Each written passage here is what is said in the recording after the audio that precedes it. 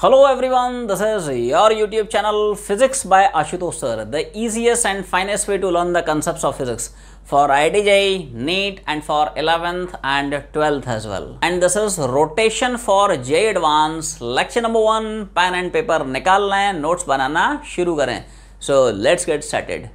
So आज की जो जर्नी है हम लोग स्टार्ट करने वाले हैं from some standard points regarding rolling motion. So let's get started. तो सबसे पहले तुम लोगों को रिगार्डिंग रोलिंग मोशन कुछ बहुत इंपॉर्टेंट फैक्ट्स बताता हूँ. एक मस्त हेडिंग बनाए, some points regarding rolling motion. तो रिगार्डिंग रोलिंग मोशन कौन कौन से छोटे छोटे फैक्ट्स हैं जो अपने को याद रखना है. पॉइंट नंबर 1 लिखते चल, उड़ाते चलते हैं. पॉइंट नंबर 1 में लिखें, इन rolling motion path followed by any particle of the body is cycloid. देख क्या होता है कि अगर तो कोई बॉडी रोल डाउन कर रही है तो बॉडी का कोई भी जनरल पार्टिकल जिस पाथ को फॉलो करता है उस पाथ को हम बोलते हैं साइक्लोइडल पाथ. क्या पॉइंट है, ध्यान समझ.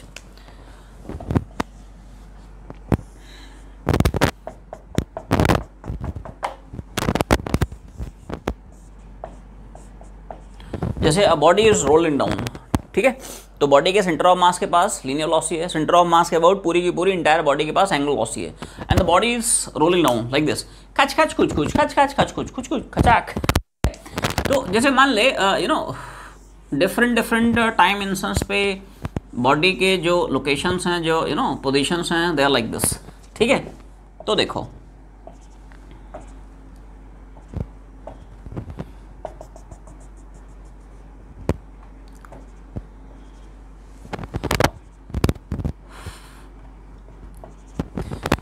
इसको ऐसे समझें थोड़ा सा.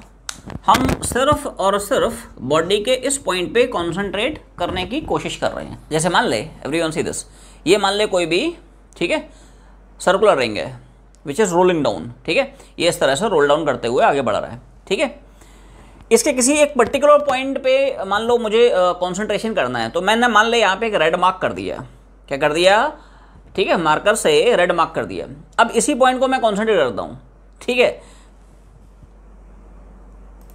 तो वैसा फंडा क्या होगा ये बॉडी थोड़ा सा आगे बढ़ेगी, घूमेगी भी, खचाक, फिर आगे बढ़ेगी, घूमेगी, खचाक, फिर आगे बढ़ेगी, घूमेगी. एवरीवन सी दिस, थोड़ा सा फील कर. तो जब बॉडी आगे बढ़ी, थोड़ा घूमी, तो कुछ समय बाद क्या ये पॉइंट यहाँ कहीं आ जाएगा. वही पोजीशन तुम लोगों को यहाँ पे देखने को मिल रही है.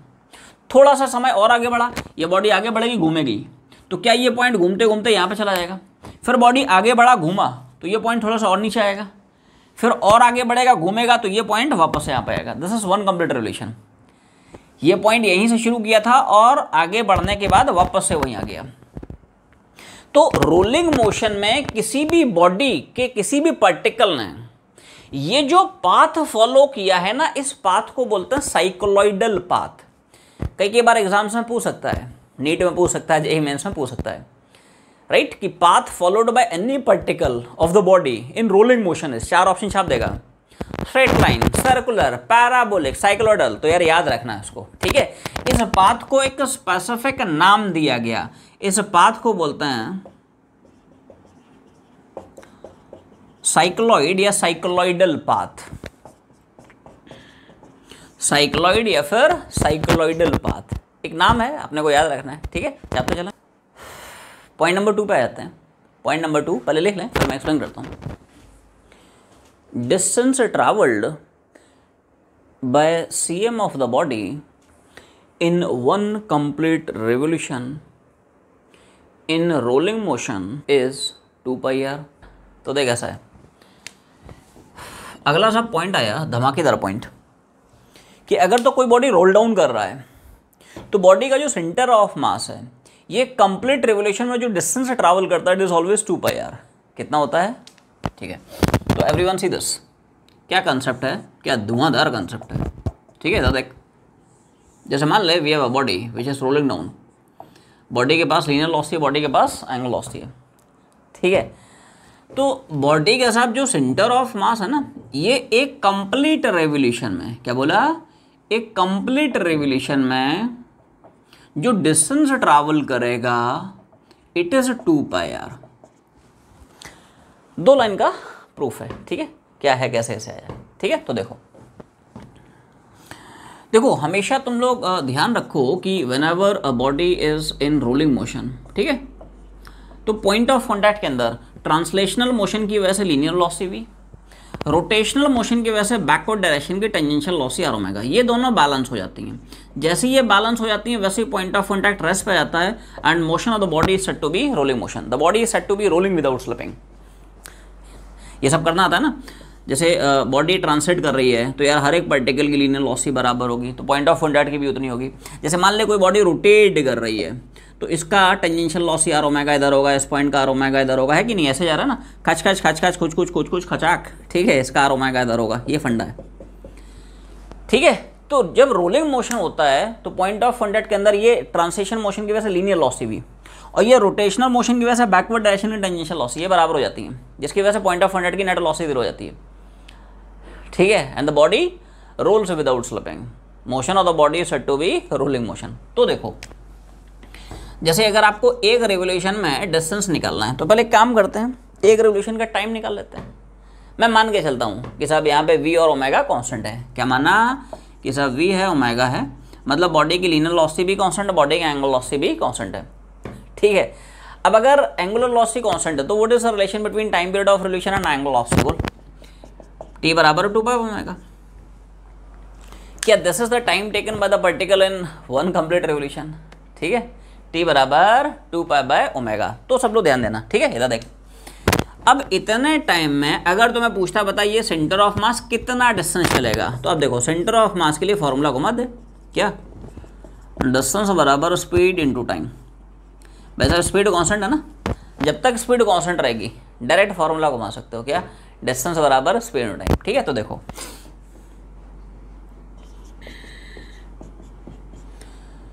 तो डिस्टेंस मान लो s है, यही यार s तुम्हें निकालना है, यहाँ से तक का जो डिस्टेंस है। स्पीड कितनी है सेंटर ऑफ मास की, v है, टाइम तो टाइम पीरियड ऑफ रिलेशन, ठीक है, राइट, तो टाइम मान लिया टाइम पीरियड ऑफ रिलेशन, ठीक है। अब वैल्यू डाल रहा हूँ, इधर देख, तो v की जगह आर ओमेगा, v की जगह क्या डालेंगे, it is r omega multiplied by time की वैल्यू कितनी 2 pi by omega, time period कितना है, it is 2 pi by omega, omega omega ना पट गया तो डिस्टेंस कितना जाएगा, it is 2 pi r, distance कितना जाएगा, this is 2 pi r, clear.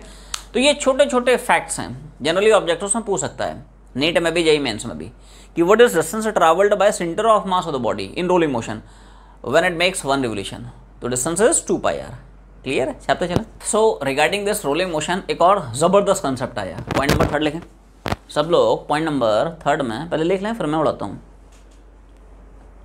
Velocity of any general particle of the body in rolling motion is given by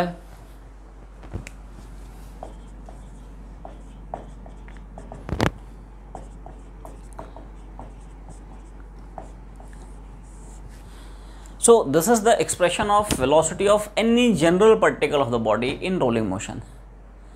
अब यहाँ पे थीटा क्या है, just note down for theta, theta लिख ले, angle made by position vector of any general particle, angle made by position vector of any general particle with the vertical,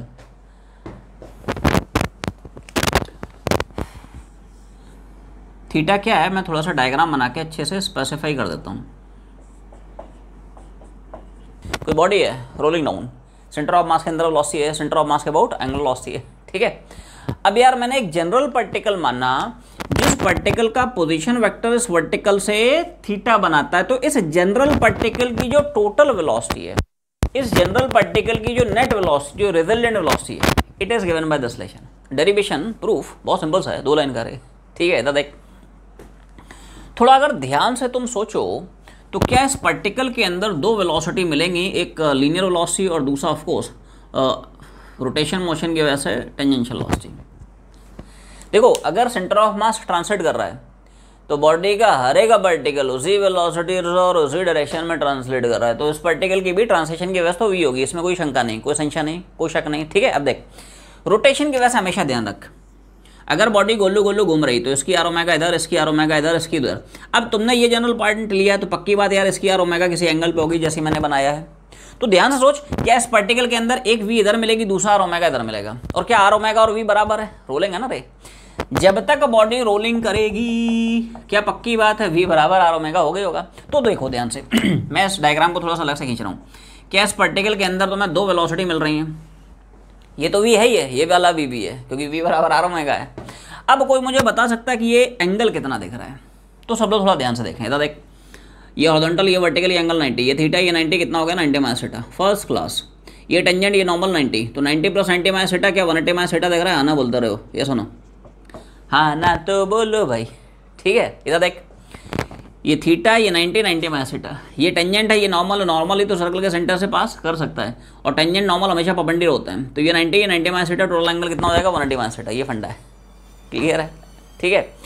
तो अब एक वेलोसिटी इधर है इस पार्टिकल की, एक वेलोसिटी इधर है, तो रिजल्टेंट वेलोसिटी निकाल सकता है। रिजल्टेंट वेलोसिटी निकालने के लिए use the formula of resultant of two vectors, root of a square b square 2ab cos theta. Everyone see this.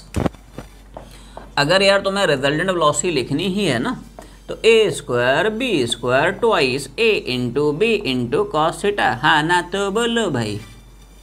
A square B square two A से बी कॉस थीटा, थीटा के value मैंने चिपका दी 180 minus theta, cos 180 minus theta क्या हो जाएगा, minus cos theta. Everyone see this.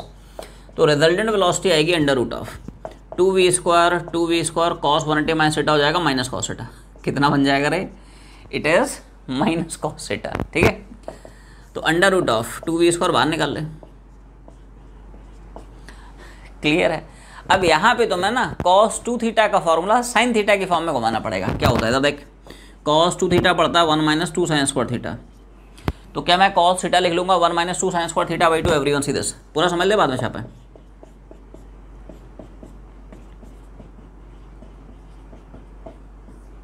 हाँ ना बोलते रहो भाई, ये सुनो, 1 माइनस कॉस थीटा की जगह लिख लिया 1 minus 2 sign square theta by 2। 2 theta है तो थीटा है, थीटा है तो आधा कर दिया, क्लियर है। बाकी लॉजिक इतना ही था, रेस्ट सिंपल कैलकुलेशन। 1 माइनस 1 जी सब माइनस से मल्टीप्लाई कर दिया ना, ये माइनस हो गया, ये माइनस माइनस प्लस हो जाएगा, 1 1 हो जाएगा, तो ये हो जाएगा under root of 4v square sine square theta by 2। खटैक, इसका रूट लगा दे, तो v रिजल्टेंट तुम्हारा अप्रूव हो जाएगा 2v साइन थीटा बाई 2। तो ये छोटा सा डेरिवेशन है, स्टैंडर्ड फॉर्मूला, पहले इसको छाप, फिर इसका यूज़ बताता हूँ, इसका सिग्निफिकेंस क्या है, एप्लीकेशन क्या है, ठीक है। अब इस कंसेप्ट के क्या धमाकेदार एप्लीकेशंस आए, ठीक है। कुछ सैंपल तो मैं दिखाता हूँ। तो देख, ये जो फार्मूला हम लोग पढ़ रहे हैं यार कि रोलिंग मोशन में बॉडी के किसी जनरल पार्टिकल के सब रिजल्टेंट वेलोसिटी ये होती है थीटा, बस इसमें तुम्हें दिमाग में रखना है, ठीक है, कि विच एंगल इज थीटा यार। एवरीवन सी दिस, ये जनरल पार्टिकल लिया, उस पार्टिकल का पोजीशन वेक्टर इस वर्टिकल से कितना एंगल बनाता है, ये यहाँ पे एंगल थीटा है, ठीक है। जैसे मान ले, से फॉर एग्जांपल मैं कुछ पॉइंट्स यहाँ पे लोकेट कर रहा हूँ। एवरीवन सी दिस, जैसे यार मान लो कोई पॉइंट ए है, कोई पॉइंट बी है, कोई पॉइंट सी है। सवाल इस तरह के पूछे जाएंगे इन जनरल, तो मैं दे देगा यार कि यहाँ से कोई 60 डिग्री में पार्टिकल लाई कर रहा है, बताओ उसकी वेलोसिटी क्या है। ऐसे नीट में सवाल जेईई मेंस में पूछे जा चुके हैं, फिर से पूछ सकता है। 2023 टारगेट क्या है, मिशन 2023 जेईई फोड़ना है कि नहीं ठीक है। इधर देख, तो एक जनरल पार्टिकल दे देगा जो यहाँ से 60 डिग्री पर लाई कर रहा है, कुछ नहीं करना है, सीधा सीधा थीटा 60 चिपकाना है, डायरेक्ट उस पार्टिकल की वेलोसिटी दे देगा। जबरदस्त फॉर्मूला है, याद रखना expression 2v sine theta by 2, ठीक है। जैसे मान लो पॉइंट ए की, पार्टिकल ए की यार वेलोसिटी निकालनी है, तो क्या इस वेलोसिटी को निकालने के लिए मुझे इसी में थीटा को 0 डालना पड़ेगा? क्या मुझे इस पार्टिकल की वेलोसिटी निकालने के लिए इसी एक्सप्रेशन में थीटा 0 डालना पड़ेगा? भाई साहब आना बोलते रहो, ये सुनो, क्योंकि इसी पॉइंट का पोजीशन वेक्टर इसी वर्टिकल लाइन से कितना बनाएगा 0। तो देख, थीटा जैसे 0 डाला 0/2 0 साइन 0 0 हो जाएगा, सब 0 हो जाएगा। और याद करो क्या हम लोग पढ़ चुके हैं यार, पॉइंट ऑफ कॉन्टैक्ट बॉडी का वो तो हमेशा ही रेस्ट पर रहता है, उसकी वेलोसिटी हमेशा 0 ही रहती है, तो वो जस्टिफाई भी हो गया है, ठीक है। जैसे मान ले पॉइंट बी की वेलोसिटी निकालनी है, एवरीवन सी दिस, तो क्या यार उसी फॉर्मूले में मुझे थीटा को 90 डालना पड़ेगा, ये सुनो, क्योंकि ऐसे सिचुएशन में इस पॉइंट का जो पोजीशन वेक्टर है इस वर्टिकल से 90 बना देगा। कितना बना देगा? तो देखो v रिजल्टेंट आएगा 2v साइन 90/2, तो this is 2v sine 45, this is 2v into sine 45 मतलब 1/√2 मतलब v√2। और याद करो ये हम लोग नॉर्मली भी, ठीक है, इसको थोड़ा सा फील कर सकते हैं। एवरीवन सी दिस, जैसे मान लो ये यार v से जा रहा है, ठीक है, इधर देख v और ओमेगा से भाग रहा है, तो इसकी वेलोसिटी तो centre of mass translation motion की वजह से v होगी। Because of translation motion of centre of मास इसकी वेलोसिटी वी इधर होगी, और रोटेशन की वजह से आर ओमेगा इधर होगी, और वी बराबर आर ओमेगा हमें पता ही यार होता है कि नहीं। तो एक वी इधर एक वी इधर, तो नेट वेलोसिटी नहीं हो जाएगी रे, v√2 वो जस्टिफाई भी कर सकता है मैथमेटिकली। जैसे मान लो सी पॉइंट की तुम्हें वेलोसिटी निकालनी है, तो क्या इसी एक्सप्रेशन में मुझे थीटा को बोलो 180 डालना पड़ेगा। Angle made by position vector of this point with this vertical line कितना हो जाएगा, थीटा बराबर 180 है। सुनो, इस पॉइंट का जो पोजीशन वेक्टर यहाँ से कितना एंगल बना रहा है टोटल 180। तो अगर सी पॉइंट की वेलोसिटी लिखनी है तो इसी में थीटा की वैल्यू कितनी चिपकाएगा 180, तो रिजल्टेंट वेलोसिटी हो जाएगी 2v sin 180/2, 2v sin 90, sin 90 1 हो जाएगा। आंसर कितना आएगा याद कर, क्या ये तो हम लोग पढ़ ही चुके हैं रे। रोलिंग मोशन में टॉप मोस्ट वाले पार्टिकल की वेलोसिटी कितनी होती है 2v, उसको फील भी कर सकता है, देख उसको थोड़ा सा ना फील भी कर सकता है। ये v है, ये ओमेगा है, तो ट्रांसलेशन मोशन की वजह से तो v होगा ही होगा, रोटेशन की वजह से आर ओमेगा इधर ही होगा, और आर ओमेगा और वी वो तो सेम ही होते हैं रे, वी बराबर आर ओमेगा। फील कर, ट्रांसलेशन की वजह से वी इधर और रोटेशन की वजह से भी आर ओमेगा उधर, और आर ओमेगा वी सेम हो जाएगा, वी प्लस वी कितना, हाँ 2v। इन जनरल कोई भी पार्टिकल लाई करता है 30 पे, ठीक है 45 पे 60 पे, उस पार्टिकल की डायरेक्ट वेलोसिटी यहाँ से निकाल सकते हो। कोई पार्टिकल यहाँ से 120 पे लाई करता है, वेलोसिटी डायरेक्ट निकाल सकते हैं। ये ज़बरदस्त एप्लीकेशन है, पहले इतना छापा है, ठीक है। बेस्ड ऑन रोलिंग मोशन प्यारे बच्चों एक और बहुत ज़बरदस्त कंसेप्ट आया, पॉइंट नंबर 4 में लिखें, distance travelled by any particle of the body along cycloidal path in one revolution is 8r।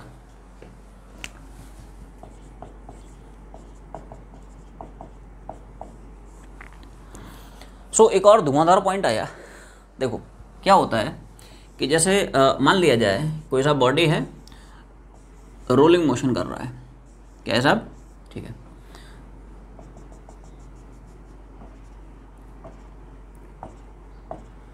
इधर देख, तो जैसे मान ले कोई बॉडी है विच इज़ रोलिंग डाउन, तो रोलिंग मोशन में बॉडी का कोई भी पार्टिकल जिस पाथ को फॉलो करता है, ये जो तुम्हें पाथ देखने को मिल रहा है ना, ये खच खच खच खच कुछ कुछ कुछ कुछ खचाक, इस पाथ को बोलता है साइक्लोइडल पाथ।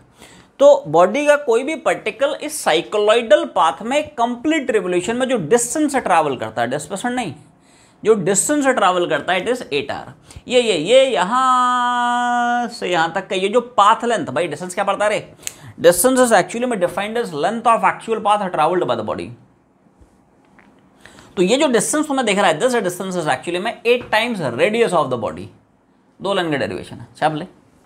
सो डेरिवेशन की जो जर्नी है वो हम लोग रिजल्टेंट वेलोसिटी से ही शुरू करेंगे, ठीक है। ऐसे सोच कि भाई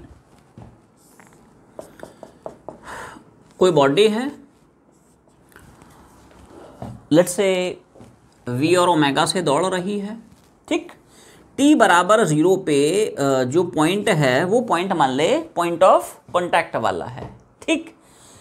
अब इस पॉइंट ने t समय में, ठीक है, this is the position of the body at t बराबर 0, कुछ समय आगे बढ़ा, जीवन में कुछ टाइम आगे बढ़ा, तो समय आगे बढ़ेगा तो बॉडी आगे बढ़ेगा, घूमेगा भी, तो ये जो पार्टिकल है वो थोड़ा सा पीछे चला जाएगा।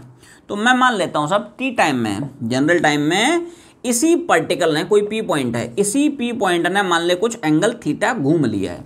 सबसे पहले अटैक करेंगे यार ये थीटा कितना हुआ, तो एवरीवन सी दिस, हम मान के चल रहे हैं सब दोनों कांस्टेंट हैं, क्या है, v भी कांस्टेंट है, ओमेगा भी कांस्टेंट है, जिसको बोलते हैं uniform rolling. Do you remember, 2 तरह के हम लोग रोलिंग मोशन डिस्कस किए थे, एक यूनिफॉर्म, दूसरी नॉन यूनिफॉर्म। यूनिफॉर्म में क्या होता है, वी ओमेगा कांस्टेंट होते हैं। नॉन यूनिफॉर्म में क्या होता है, बॉडी एक्सेशन से मूव करती है, लीनियर एक्सेशन भी आता है और एंगुलर एक्सेशन भी आता है, तो सवाल थोड़े से आसान बन जाते हैं, ठीक है। तो मैं मान लेता हूँ सब यूनिफॉर्म रोलिंग है, वी और ओमेगा यहाँ पे यूनिफॉर्म है। अब ओमेगा अगर कांस्टेंट है तो टी टाइम में थीटा कैसे निकालेगा, सीधा सीधा फॉर्मूला है, देख angular velocity is defined as rate of change of angular displacement with respect to time. क्या बोला कि सब टी टाइम में अगर थीटा एंगल घूमा तो क्या थीटा की वैल्यू में ये छापूंगा, हाँ ना, तो बोलो रे, ये सुनो, ओमेगा बराबर थीटा बाई टी, तो किसी भी समय टी में कितना थीटा घूमेगा वो यहाँ से निकल आएगा, थीटा बराबर ओमेगा इंटू टी से, ठीक है। तो देखो क्लियर है। तो अब देख ध्यान से, अगर इस पी पॉइंट की इस जनरल पॉइंट पे, इस जनरल टाइम पे मैं वेलोसिटी तुमसे पूछता हूँ, तो रिजल्टेंट वेलोसिटी क्या लिखेगा, हम लोग पढ़ चुके हैं, resultant velocity of this general particle of the body.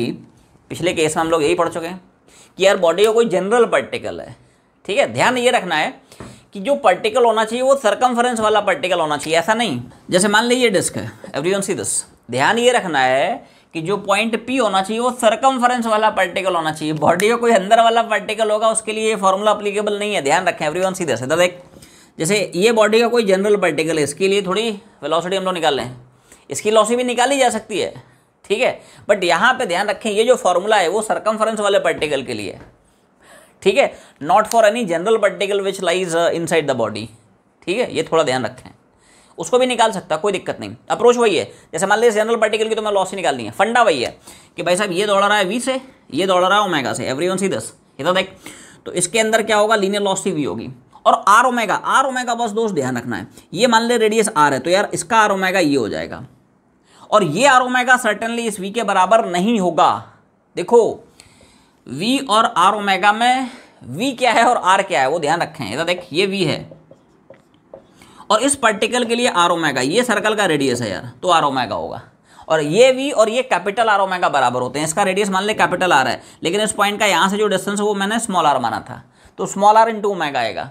बाकी अप्रोच वही है, जैसे इस पार्टिकल के रिजल्टेंट वेलोसिटी निकालना है तो वही फॉर्मूला घुमा दे, use the formula of resultant of two vectors root of a square B square 2ab cos theta. बस ध्यान ये रखना कि ये आर ओमेगा वी के बराबर नहीं होगा, वी जो है कैपिटल आर इंटू ओमेगा के बराबर होता है, which is radius of body, not distance of the point from centre. ये थोड़ा ध्यान रखें। तो ये जो हम लोग फॉर्मूला पढ़े हैं ये सर्कमफरेंस वाले पार्टिकल के लिए पढ़े हैं, not for any general particle which lies inside the body, ठीक है। ये थोड़ा ध्यान रखें, छोटे छोटे कंसेप्ट्स हैं, बड़े बड़े सवालों में काम आएंगे, ठीक है। तो देखो, तो इस जनरल पार्टिकल की साहब इस जनरल टाइम पे वेलोसिटी कितनी, ठीक, थीटा जो निकाल चुका है चिपका दे। तो साहब जनरल टाइम पे इस जनरल पार्टिकल की वेलोसिटी आ गई 2v साइन थीटा की जगह बस ओमेगा टी डाल दिया। अब ध्यान रखो ये स्पीड है, वेलोसिटी नहीं है रे, वेलोसिटी में तो डायरेक्शन भी होता है, ये तो स्पीड है इस पार्टिकल की। देखो वेलोसिटी होती है rate of change of displacement, speed रहती है rate of change of distance, तो this is speed not velocity, ये थोड़ा ध्यान रखें, ठीक है। तो देखो स्पीड क्या होगी, ds/dt, rate of change of distance, ठीक है। तो स्पीड मैंने रख दिया ds/dt, अब इसको इंडिकेट करके डिस्टेंस निकल आएगा, ठीक है। सवाल में जब भी आपको डिस्टेंस निकालना है तो स्पीड निकाल ले, उसको ds/dt से इक्वल करा दे, फिर इंडिकेट करके डिस्टेंस निकल आएगा, ये अप्रोच होता है, ठीक है।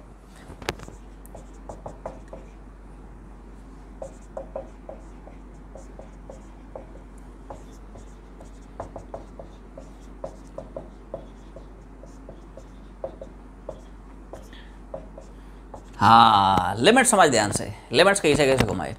t बराबर 0 पे पार्टिकल यहाँ से जर्नी शुरू किया है, तो t बराबर 0 पे उसने कोई डिस्टेंस ट्रैवल नहीं की। हाँ, कितने समय में डिस्टेंस निकालना है इन वन कंप्लीट रेवोल्यूशन, एक रेवोल्यूशन का टाइम कितना होता है बोलो, टाइम पीरियड। टाइम पीरियड क्या होता है, time taken by the body to complete one revolution, ठीक है। तो 0 पे 0 है, t टाइम में कितना डिस्टेंस उसने चला। अब इसको इंडिकेट करना पड़ेगा यूजिंग मेथड ऑफ सब्स्टिट्यूशन।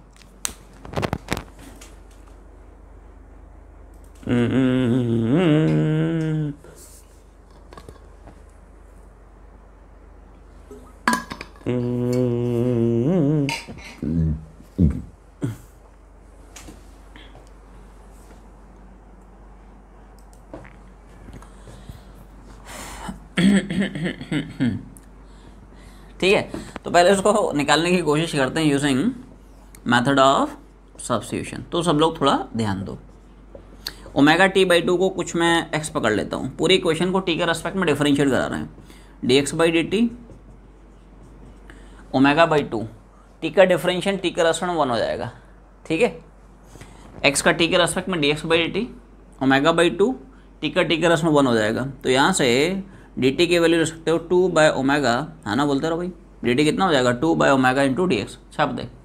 तो dt की जगह डालोगे 2/ओमेगा dx और साइन ऑफ, है ना, बोलते रहो भाई, ये सुनो 2/ओमेगा कॉन्स्टेंट बाहर आ गया, dx अंदर है, और ओमेगा t/2 की जगह x रख दिया, साइन x आ गया। अब ये स्टैंडर्ड फॉर्म आ गई।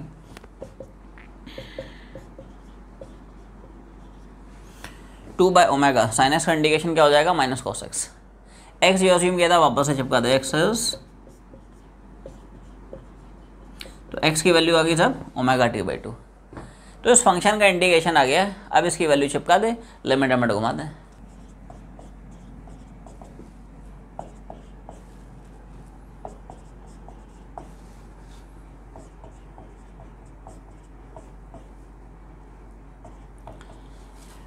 जी सर, ठीक है। तो वैल्यू समझ में आ गई। तो 1 का एक्स का रेस्पेक्ट में इंटीग्रेशन ऐसा हो गया, लिमिट्स वही हैं 2v और साइन ओमेगा t/2 का इंटीग्रेशन डायरेक्टली छाप दिया -2/ω cos ऑफ ओमेगा t/2। अब देखो वैल्यू डाल रहा हूँ, अपर माइनस लोअर लिमिट, और इधर भी वही कहानी, ठीक है। अब टी की जगह टी रख दिया, टी की जगह 0 रख दिया, अपर माइनस लोअर लिमिट। अब v बराबर आर ओमेगा, यूनिफॉर्म रोलिंग है ना भाई, v और ओमेगा में क्या रिलेशन, v बराबर, तो v की जगह आर ओमेगा चिपका दिया। अच्छा, t और ओमेगा में क्या रिलेशन पड़ता है, t बराबर 2π/ω। क्या बोला, यूनिफॉर्म रोलिंग है, एंगुलर वेलोसिटी कांस्टेंट है, तो एंगुलर वेलोसिटी कांस्टेंट है तो टाइम पीरियड और एंगुलर वेलोसिटी में रिलेशन क्या पड़ता है, ओमेगा इज 2π/t, ये t बराबर 2π/ω। तो वैल्यू डाल रहा हूँ, इधर देख, या ओमेगा इंटू टी की जगह 2π डाल दो, ओमेगा इंटू टी की जगह 2π चिपका दे। तो ओमेगा टी की जगह 2π, लेकिन भाई गलती नहीं, ठीक है, /2 है ना, 2π/2 और ये तो cos 0 है, ठीक है। तो देखो 2 निपटा दे, ये ओमेगा ओमेगा निपट जाएगा, तो एस बराबर -4r, और ये हो जाएगा cos π मतलब -1, cos 0 मतलब 1, तो this is -4 into r into -2 और माइनस माइनस प्लस हो जाएगा। हाँ, ये छोटा सा डेरिवेशन है, तो उसको ऐसा स्टैंडर्ड रिजल्ट याद रख लेना, कई बार पूछ लेता है कि what is the distance travelled by any general particle of the body in 1 complete revolution in rolling motion. तो बॉडी का कोई भी जनरल पार्टिकल एक कंप्लीट रेवोल्यूशन में साइक्लोइडल पाथ में जो डिस्टेंस से ट्रैवल करता है, डिस्प्लेसमेंट नहीं, जो डिस्टेंस से ट्रैवल करता है, it is 8 times radius of the body. इसको एज अ स्टैंडर्ड रिजल्ट याद रखना है। अब छापें। तो देख, एक और धमाकेदार कंसेप्ट आया। व्हाट इज दैट कंसेप्ट, सब लोग ध्यान सुने। रोलिंग फ्रिक्शन किसी भी रोलिंग ऑब्जेक्ट पे किसी भी इंटरवल ऑफ टाइम में कोई भी नेट वर्क डन नहीं कर पाता है। The reason behind this is, जितना positive work done rotational motion में रोलिंग फ्रिक्शन करता है, उतना ही negative work done rolling friction translational motion में बॉडी पे कर देता है, जिसकी वजह से जो ओवरऑल वर्क डन है इट बिकम्स 0। क्या कंसेप्ट है, ध्यान सुनना, इधर देख। Net work done by rolling friction on the rolling body in any interval of time, it is always 0। तो देखो क्या है, क्यों है, कैसे है। जैसे मान ले कोई बॉडी है, ये सब रेस्ट से स्टार्ट कर रही है, इनिशियल v0 इनिशियली ओमेगा 0, ठीक है तब, और सेंटर ऑफ मास पे कुछ फोर्स लगा दी है इनिशियली। अब याद करो कि हम लोग पढ़ चुके हैं, अगर तो फोर्स सेंटर ऑफ मास पे लगाता है तो क्या रोलिंग फ्रिक्शन की डायरेक्शन बैकवर्ड होती है।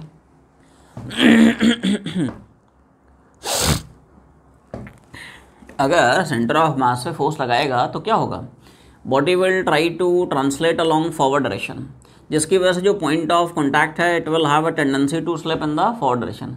इस स्लिपिंग की टेंडेंसी को प्रिवेंट करने के लिए rolling friction acts in the backward direction. पढ़ चुके हम लोग, ठीक है, याद रखना इसको। अब देखो, जैसे मान ले ये तो खैर ठीक है, t बराबर 0 पे है, बॉडी रेस्ट से स्टार्ट कर रहा है, फोर्स लगा दिया, रोलिंग फ्रिक्शन लग गया, ठीक है। अब देखो, अब मान लो साहब यू नो बॉडी को हम एक जनरल समय पे डील करते हैं, बॉडी को एक जनरल टाइम पे ले आते हैं, ठीक, ओके। तो जनरल टाइम में मान लेते हैं सेंटर ऑफ मास ने कुछ डिस्प्लेसमेंट कवर किया है, ठीक है, और ऑफ कोर्स बॉडी घूम रही है, तो रोटेशन मोशन में कुछ एंगुलर डिस्प्लेसमेंट थीटा का हो गया है, ठीक है। मान लेते हैं साहब बॉडी के सेंटर ऑफ मास का एक्सेशन ए है, cm के अबाउट एंगुलर एक्सेशन अल्फा है। क्या हम लिख सकते हैं a बराबर आर अल्फा। जैसे यूनिफॉर्म रोलिंग में देखो, ये एग्जांपल है नॉन यूनिफॉर्म रोलिंग का, इसमें बॉडी के पास लीनियर एक्सेशन भी होगा, बॉडी के पास एंगुलर एक्सेशन भी होगा, क्लियर। यूनिफॉर्म रोलिंग में क्या होता है, v ओमेगा कांस्टेंट हो जाता है। नॉन यूनिफॉर्म रोलिंग में क्या होता है, एक्सेशन भी होता है और एंगुलर एक्सेशन भी होता है, जिसकी वजह से लीनियर वेलोसिटी भी चेंज होती है, एंगुलर वेलोसिटी भी चेंज होती है, क्लियर। अब देखो, जैसे मान लो तुम पूछते हो कि साहब रोलिंग फ्रिक्शन इस बॉडी पे ट्रांसलेशनल मोशन में कितना वर्क डन कर रहा है, ठीक है। तो देखो अप्रोच हुई है F into D into cos theta.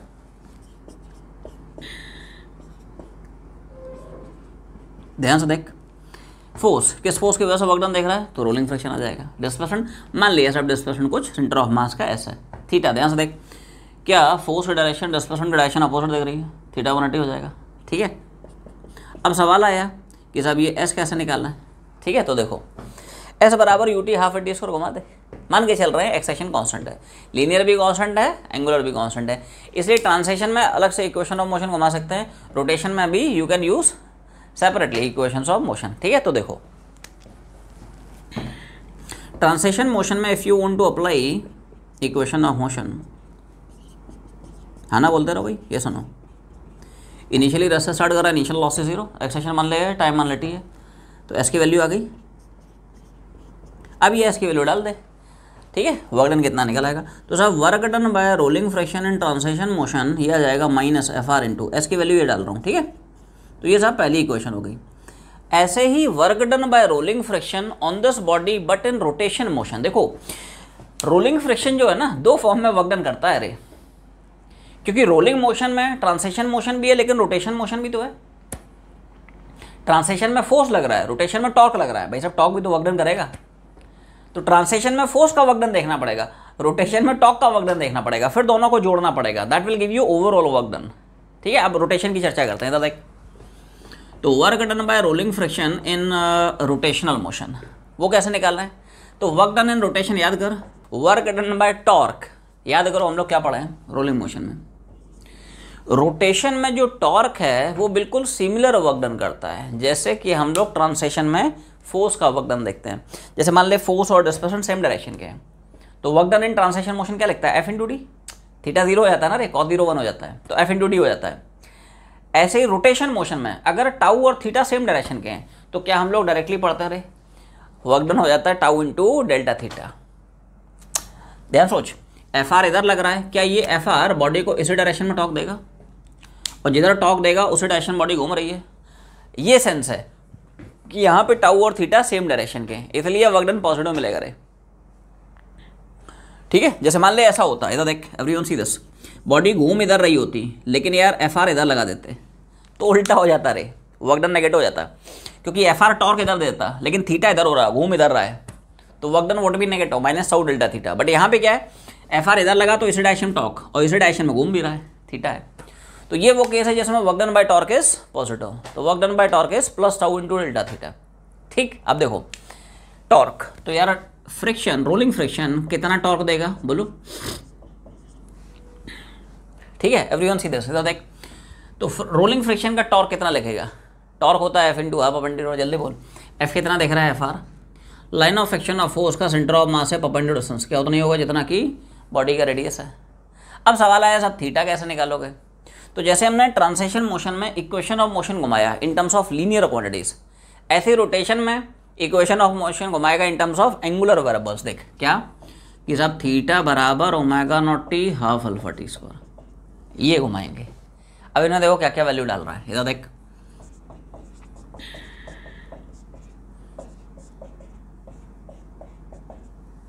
कोई शक नहीं, वैल्यू डाल दिया।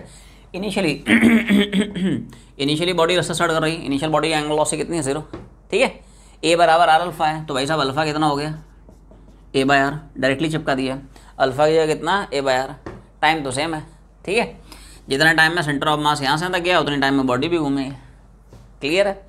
तो टी टाइम में ये जो थीटा घूमा बॉडी ने वो थीटा साहब यहाँ से निकल आएगा, हाफ अल्फा की जगह तो थीटा साहब ये आ गया half A by R into T square, theta गया, अब थीटा डाल दे तो work done by rolling friction and rotation motion निकल आएगा, तो ये हो जाएगा R into F R into theta की जगह ये पूरा चिपका रहा हूँ हाफ ए बाय जो भी है, मतलब क्लियर है, आर आर उड़ जाएगा, तो work done by rolling friction and rotation motion सब ये आ जाएगा F R into half A T square. अब ध्यान से देख, क्या जितना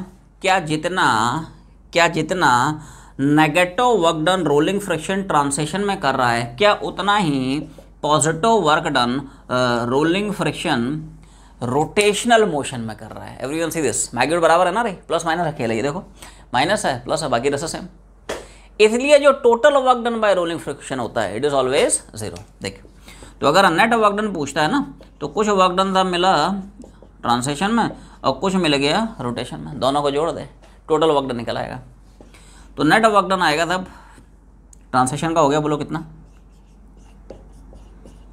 और रोटेशन का हो गया कितना,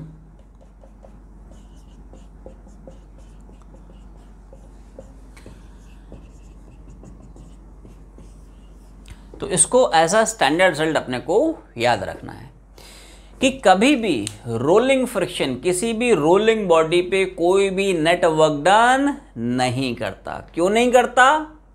क्योंकि रोटेशन मोशन में जितना rolling friction positive work done, translational motion में रोलिंग फ्रिक्शन उतनी बॉडी पे नेगेटिव वर्क डन कर देता है, जिसकी वजह से ओवरऑल वर्क डन जीरो हो जाता है।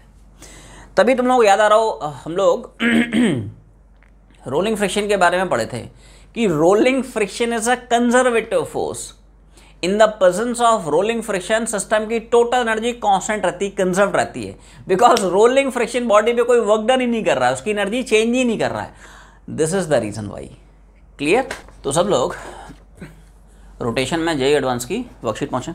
सब लोग क्वेश्चन नंबर 23 में आ जाए।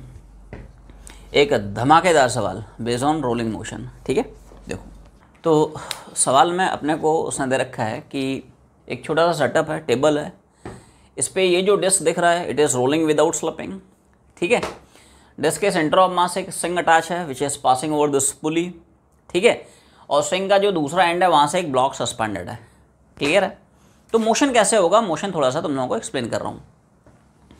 जो ब्लॉक है वो चुपचाप ट्रांसलेशन मोशन करेगा, ये जो पुली है वो चुपचाप प्योरली रोटेशनल मोशन करेगी, लेकिन ये जो आपको डिस्क दिख रही है ये रोलिंग मोशन करेगी। देखो ये रोलिंग नहीं करेगी, ये तो रोटेशन मोशन में जाएगी, ये रोल करेगी, खच खच खच खच कुछ कुछ कुछ कुछ खचाक, ऐसा है। क्लियर है? ये फंडा है। तो इसमें कई सारे सवाल हैं। बोलेगा साहब स्ट्रिंग के दोनों साइड वाले जो स्ट्रिंग है बताओ उसमें टेंशन कितना होगा। ठीक, पूछेगा बता ब्लॉक का जो लीनियर एक्सेशन ए है वो कितना होगा। पूछेगा बता ये जो पुली है इस पुली का साहब एंगुलर एक्सेशन ए अल्फा 1 कितना होगा। ठीक, पूछेगा बता इसका लीनियर एक्सेशन कितना होगा या इसका एंगुलर एक्सेशन कितना होगा। ठीक है ना, तो ये सारे के सारे पैरामीटर्स अपने को पूछता है। ठीक है, उसने आखिरी में एक छोटा सा लाइन ऐड कर दी है which is a very important statement, assume no slipping anywhere. This is a very interesting point. मतलब there is absolutely no slipping in between this and the surface, and at the same time there is also no slipping in between this pulley and this thread। देखो जब भी इस तरह की statement आती है कि यार पुली और थ्रेड में कोई स्लिपिंग नहीं हो रही है, इसका मतलब पक्की बात है पुली और थ्रेड एक साथ घूम रहे हैं, साथ साथ घूम रहे हैं, ये फंडा है। ठीक है, अब ध्यान से देखो कैसे कैसे इसको प्रोसीड करना है। देखो हमेशा ध्यान रखो इस तरह का जब भी तुम्हें स्टेटमेंट दिखता है कि साहब there is no slipping in between pulley and the thread, इसका मतलब पक्की बात है there must be sufficient friction in between pulley and the thread, जिसकी वजह से जो पुली और थ्रेड है वो एक साथ चल रहे हैं। देखो पुली इस तरह से घूम रहा है और जो थ्रेड है वो उस तरह से चल रहा है, स्लिपिंग नहीं होगा, अच्छा खासा दोनों में फ्रिक्शन है जिसकी वजह से पुली और थ्रेड का सिस्टम एक साथ घूम रहा है। तो ऐसे केस में जब भी पुली और थ्रेड के बीच में सफिशिएंट फ्रिक्शन आ जाता है तो पुली के दोनों साइड वाली जो स्ट्रिंग है इसमें टेंशन चेंज कर जाता है। जैसे ही थ्रेड और पुली में फ्रिक्शन आया वैसे ही पुली के इधर वाली स्ट्रिंग पुली के इधर वाली स्ट्रिंग इन दोनों में टेंशन वरी कर जाएगा। तो मैं मान लेता हूँ साहब इसमें टेंशन T1 इसमें टेंशन T2। ठीक, ओके। अब अच्छा सोच के बताओ क्या जितना एक्सेशन ब्लॉक का क्या उतना ही एक्सेशन इस डिस्क के सेंटर ऑफ मास का भी। हाँ, as both of them they are directly connected by the same string. हाँ ना बोलते रहो भैया, सुनो। क्लियर है? तो देखो ध्यान से, ब्लॉक का तो चुपचाप ट्रांसलेशन मोशन होगा, सीधा सीधा फॉर्मूला घुमा देगा F बराबर m। तो हम लोग सब जर्नी ब्लॉक से डील करते हैं, एवरीवन सीधा सीधा देख। तो ब्लॉक के लिए तो यार कहानी बड़ी सिंपल सी है, सीधी सादी है।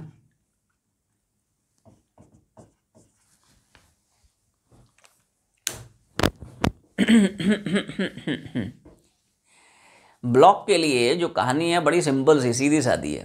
क्या कहानी है कि साहब इधर से mg लग रहा है, इधर से टेंशन लग रहा है। mg हो गया वर्टिकल डाउनवर्ड डायरेक्शन में, क्लियर है, और ये स्ट्रिंग टेंशन लगाएगा away from block, pulling force है ना। ठीक है, स्ट्रिंग जो टेंशन लगाता है tension is always pulling force in nature. Clear है, और एक्सेशन ए है तो जिधर एक्सेशन उस डायरेक्शन नेट फोर्स।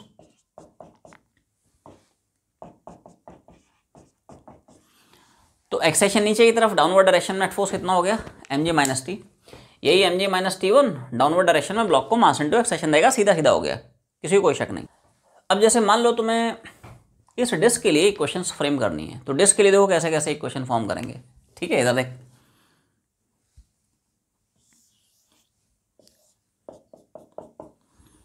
डिस्क पे लगने वाले जो फोर्सेस हैं वो फोर्सेस ये हैं, क्या हैं?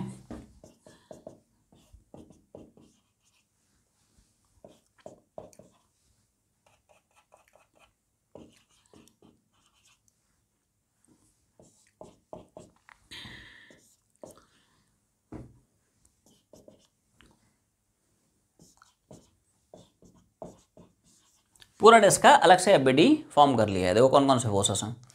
तो डिस्क का सब वेट जाएगा एम जी, एम जी मतलब m2g ऑफ कोर्स, ठीक है, सेंटर ऑफ मास से ही पास करेगा। ट्रैक का टेबल का नॉर्मल डायरेक्शन जाएगा, तो वर्टिकल में सब वैसे भी कोई मोशन नहीं है, फोर्सेस बैलेंस रहेंगे, forces will essentially remain balanced. ठीक, ओके। अच्छा, स्ट्रिंग टेंशन लगाएगी, टेंशन हमेशा अवे फ्रॉम द सिस्टम, तो ठीक है भाई, टेंशन मान लिया T2 है, तो T2 सब लगेगा अवे फ्रॉम द सिस्टम। ठीक, फाइन। अब देखो, याद करो कि हम लोग पढ़ चुके हैं, अगर तो आप फोर्स सेंटर ऑफ मास पे लगाते हो, क्या होता है, जो रोलिंग फ्रिक्शन लगता है, अब देखो नॉन यूनिफॉर्म रोलिंग है दोस्त, तो यहाँ पे रोलिंग फ्रिक्शन पिक्चर में आएगा। तो जैसे ही फोर्स सेंटर ऑफ मास पे लगाएगा तो बॉडी क्या करेगी, ट्रांसलेट करने की कोशिश करेगी इन द फॉरवर्ड डायरेक्शन, जिसको प्रिवेंट करने के लिए रोलिंग फ्रिक्शन क्या हो जाएगा, ऑपोजिट डायरेक्शन में लग जाएगा। बस जैसे ही सेंटर ऑफ मास पे फोर्स लगाया, because of this force body has a tendency to translate in this forward direction, body आगे की तरफ स्लिपिंग करने की टेंडेंसी बनाएगी ना, इसको प्रिवेंट करने के लिए रोलिंग फ्रिक्शन पीछे लग जाएगा, तो एफ आर की डायरेक्शन बैकवर्ड डायरेक्शन में आ जाएगी। क्लियर है? ठीक है भाई, तो एफ आर की डायरेक्शन बैकवर्ड डायरेक्शन में आ गई। तो these are the forces acting on the system. अब देखो ध्यान से, एक्सेशन इसके सेंटर ऑफ मास का वही है जो कि ब्लॉक का है, बिकॉज दोनों के दोनों एक ही डोरी से जुड़े हैं, they both are connected by the same string. Angular acceleration आप मान लिया, इसका एंगुलर एक्सेशन कितना है, अल्फा 2। पहले इसके ट्रांसलेशन मोशन की इक्वेशन लिखते हैं, तो देखो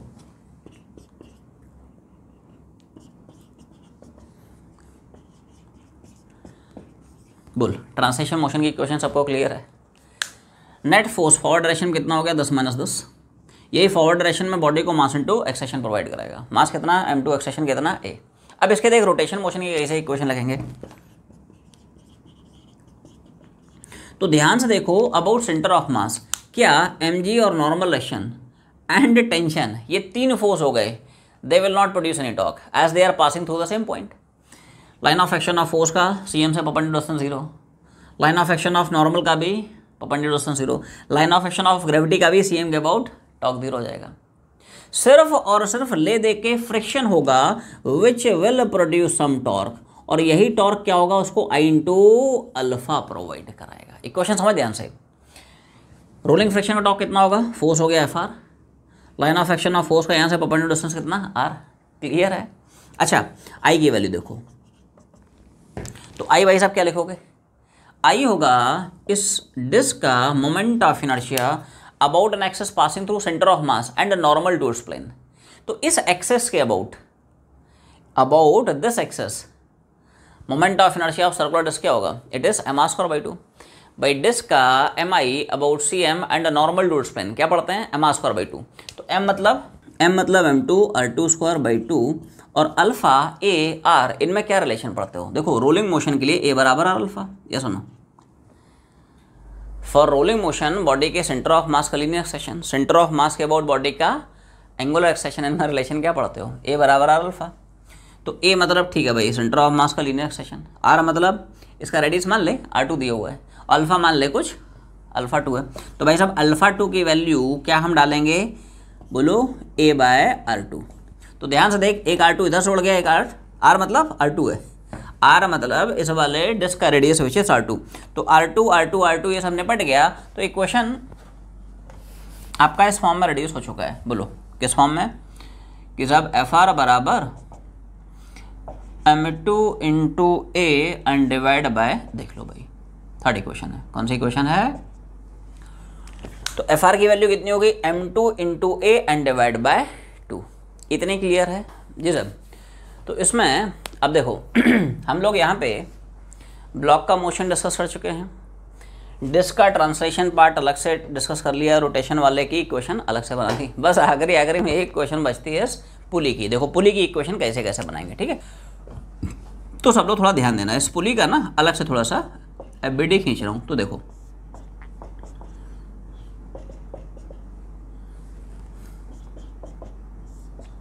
कौन कौन से फोर्सेस हैं which are acting on this pulley.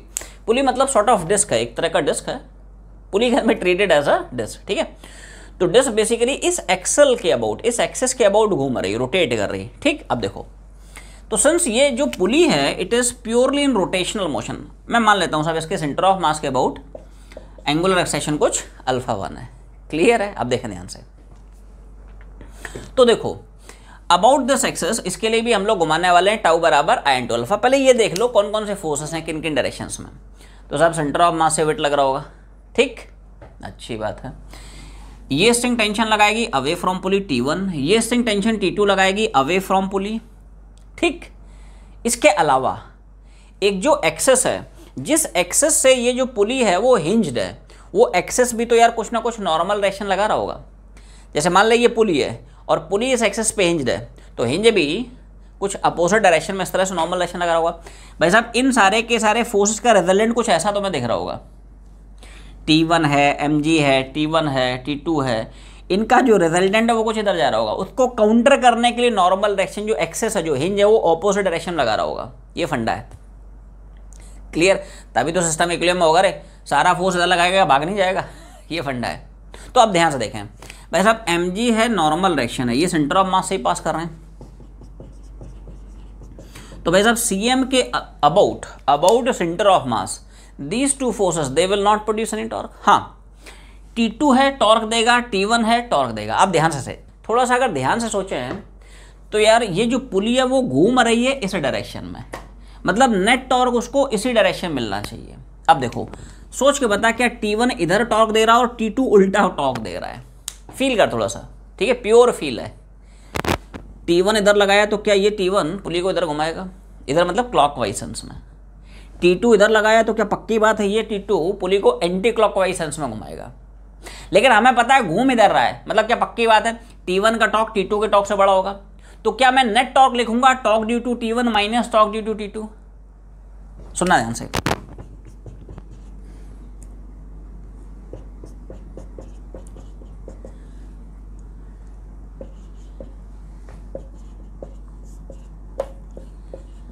Direct equation लिख रहा हूं, ठीक है, डायरेक्ट इसको सीख। इधर देख, देखो mg और n ये तो वैसे ही फोगट हो गए, will not produce any torque, कोई भी टॉर्क जनरेट नहीं कर पा रहे हैं, ठीक है। अब देखो T1 का टॉर्क कितना लिखेगा, F इंटू आप परपेंडिकुलर, F कितना T1, line of action of force का सेंटर ऑफ मास से परपेंडिकुलर डिस्टेंस कितना R1, क्लियर। ऐसे ही T2 का ध्यान से देख, टॉर्क कितना है, तो फोर्स हो गया T2, line of action of force का सेंटर ऑफ मास से परपेंडिकुलर डिस्टेंस कितना है, ये तो वही है रेडियस, रेडियस मान लिया है, इस पुली का रेडियस R1 है, ठीक। माइनस क्यों किया, क्या ये फंडा क्लियर है?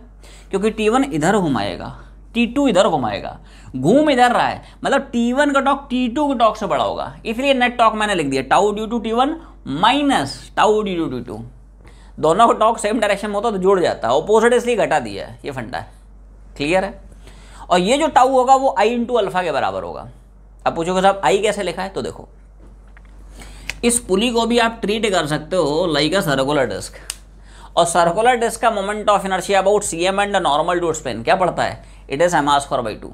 m मतलब इसी का मास m1, r मतलब इसी का रेडियस r1 स्क्वायर बाई 2 और मल्टीप्लाई बाय अल्फा। अब पूछोगे साहब अल्फा कैसे निकालना है, तो अल्फा निकालने के लिए बस एक छोटा सा ट्रिक है। अल्फा निकालने के लिए बस थोड़ा सा दिमाग लगाएं। एवरीवन सी दिस, इधर देख, हाँ, सिंस तुम्हें दिया हुआ है कि साहब there is no slipping in between this pulley and this thread, मतलब पक्की बात है पुली और थ्रेड का जो सिस्टम है ना एक साथ घूम रहा होगा।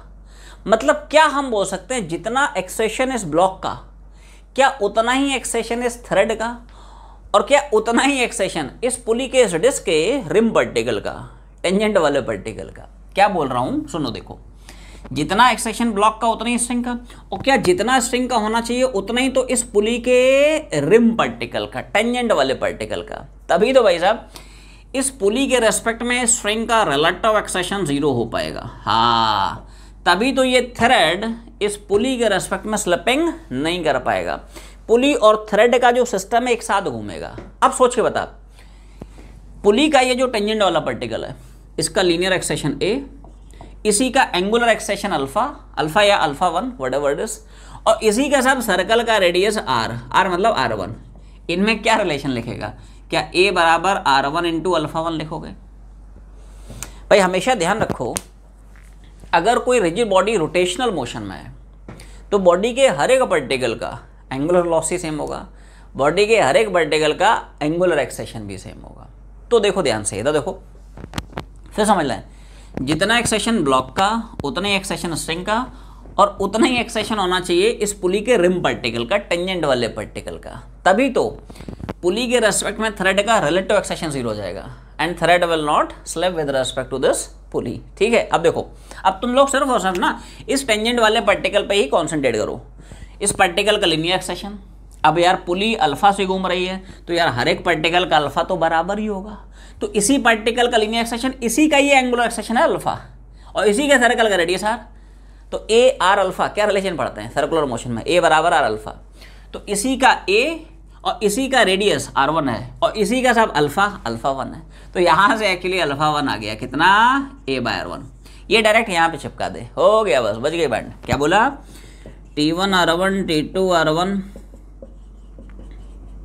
और अल्फा की जगह से आप डाल दें इट इज a/r1। अब देखो ये r1 हर जगह से उड़ गया, तो इक्वेशन तुम्हारा आसान से और इस फॉर्म में सब ट्रांसफॉर्म हो गई। 1 2 3 एंड 4, हाँ इक्वेशन बन गए। पहले इतना छापें, ठीक। तो इक्वेशन साहब सारे के सारे फ्रेम आउट हो चुके हैं। अब आते हैं कैलकुलेशन वाले पार्ट पे। कैलकुलेशन की बस एक छोटी सी ट्रिक तुम लोगों को बता देता हूँ, ठीक है? बाकी करना तुम्ही लोगों को है, मैं मेथड बता के, ठीक है, भाग रहा हूँ। इधर देख, एवरीवन सी दिस, इधर देख। तो ध्यान से देखो, आपके पास 4 ही इक्वेशन है और 4 ही अननोन्स हैं। पहली इक्वेशन, इधर देख, दूसरी इक्वेशन, तीसरी equation and this last equation. ध्यान से सोचो, क्या 4 ही तो अननोन्स हैं? इधर देख, T1 T2 A and FR सब निकल आएगा। और कैलकुलेशन की बहुत मस्त तुम लोगों को अप्रोच बताता हूँ। चारों को जोड़ देना, चारों को ऐड कर देना। देखो LHS आप ऐड करेंगे, ध्यान से देखें तो यार यहाँ से T1 उड़ता उड़ता दिख रहा है, इधर देख। और क्या यहाँ से T2 उड़ता उड़ता दिख रहा है। और कमाल की बात सुन, इधर देख, FR यहाँ से उड़ता उड़ता दिख रहा है। बड़ा मस्त ट्रिक बता रहा हूँ, करना तुम्ही को है, मैं बस अप्रोच बता रहा हूँ, ठीक है? Everyone see this. ऐसे सवालों में रोटेशन के, रोलिंग के यही कंसेप्ट होता है। जितनी मर्जी इक्वेशन बना ले, सबको सीधा सीधा जोड़ दे, डायरेक्ट तुम्हारा ए निकल आता है। इधर देख, जोड़ने से ये T1 उड़ गया, इधर से देख T2 उड़ गया, FR उड़ गया, सब उड़ गया। डायरेक्ट तुम्हारा एक्सेशन निकल आएगा, ए निकल आएगा। अब देखो, ए की वैल्यू एक एक इक्वेशन में डालते चल। इधर देख, तो ए की वैल्यू यहाँ डाल देना, T1 निकल आएगा। क्या करना है? इधर देख, दो इक्वेशन नंबर 1 + 2 + 3 प्लस सबको उठा के जोड़ दे। जोड़ने से सब फायदा ये हुआ, LHS जोड़ेगा तो एवरीवन सी क्या मिलेगा? इधर देख, यहाँ से mg मिल रहा है, बाकी सब उड़ता जा रहा है। देखो T1 उड़ गया, FR उड़ गया, T2 उड़ गया, FR उड़ गया, और इधर सब उड़ गया, ठीक है? अच्छा, RHS अगर जोड़ेगा तो जल्दी बोलो, यहाँ से कितना दिख रहा है? ये वैसे मैं बाहर निकाल ले रहा हूँ, ठीक है? तो यहाँ से m आएगा, यहाँ से बोलो m2 आएगा, इसको जोड़ेगा तो यहाँ से m2/2, हाँ, और यहाँ से जोड़ेगा तो जल्दी बोल कितना? m1/2 आएगा। डायरेक्ट यहाँ से a निकल आएगा। क्या बोला? डायरेक्ट यहाँ से साहब a की वैल्यू निकल आएगी। अब एक को एक क्वेश्चन में पुट करते जाए। जैसे मान ले a की वैल्यू यहाँ डाल दे, T1 निकल आएगा। इधर देख, a की वैल्यू यहाँ डाल दे, FR निकल आएगा, ठीक? अब देख, a निकाल लिया, T1 निकाल लिया, यहाँ से T2 भी निकल आएगा, सब निकल आया। वही सवाल मैं पूछा था, बता स्ट्रिंग के दोनों साइड वाली जो, बता पुली के दोनों साइड वाली जो स्ट्रिंग है उसमें टेंशन्स कितने कितने होंगे? T1 कितना, T2 कितना, ठीक है? कैलकुलेशन का मेथड समझ में आ गया। ए यहाँ से निकल आया, यहाँ डाल दे, T1 निकल आएगा, ए यहाँ डाल दे, FR निकल आएगा। क्लियर है? ऐसे ही T1 और ए यहाँ डाल दे, T2 निकल आएगा। क्लियर है? तो पुली के दोनों साइड वाले जो स्ट्रिंग है उसमें टेंशन आ गए, T1 कितना है, T2 कितना है। ब्लॉक का जो एक्सेशन ए है वो भी आ गया। क्लियर है? पुली के सेंटर ऑफ मास का जो एक्सेशन है ए निकल आया। हाँ, इसका अगर अल्फा निकालना है तो अल्फा यार यहाँ से निकाल ले। जैसे पूछेगा बता इसका अल्फा कितना है, तो अल्फा 2 कितना हो जाएगा? a/2। या मान ले इस पुली का एंगुलर एक्सेशन अल्फा 1 पूछता है, तो अभी भी हम लोग रिलेशन निकाले थे क्या, जल्दी बोल। अल्फा 1 बराबर यही तो निकाले थे रे थोड़ी देर पहले, तो ए निकाल चुका है, यहाँ डाल दे। तो इस पुली का भी एंगुलर एक्सेशन अल्फा कितना वो निकल आएगा, ये फंडा है। तो पूरा का पूरा सवाल का पोस्टमार्टम कर लिया, ठीक है। दोनों संगे टेंशन निकल आए, रोलिंग फ्रिक्शन आ गया, हर एक का एंगुलर एक्सेशन आ गया, हर एक का लीनियर एक्सेशन आ गया। सो आज की जर्नी यहीं पे वाइंड अप करते हैं, तब तक पढ़ाई करते रहें। All the very best.